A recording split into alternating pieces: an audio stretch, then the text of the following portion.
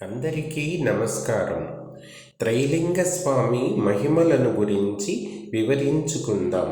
వివరిస్తున్నవారు బాలసుబ్రహ్మణ్యం కలవలపల్లి.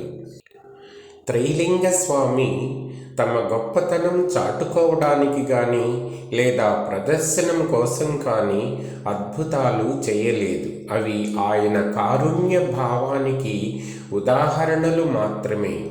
దుఃఖార్తుల కన్నీటితో ఆయన కరిగిపోయాడని, అందుకు తార్కాణాలు ఆ మహిమలని చెప్పుకోవాలి. లేదా పొగరుబోతుల అహంకార స్వభావుల కన్నులు తెరిపించడం కోసం చేసిన అద్భుతాలు అనుకోవాలి.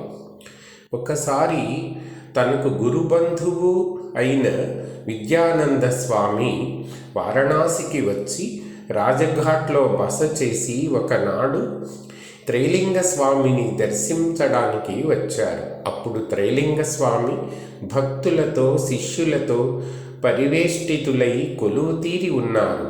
విద్యానందులను చూడగానే త్రైలింగ స్వామి లేచి నిలుచుండి సగౌరవంగా ఆలింగనం చేసుకున్నారు.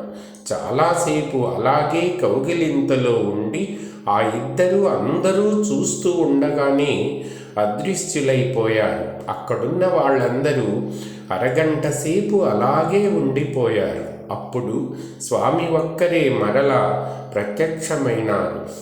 గురుబంధువును రాజఘాట్లో దించి అక్కడి వారికి దర్శనమిచ్చి సంతుష్టులను చేసి తిరిగి వచ్చాము అన్నారు త్రైలింగ స్వామి.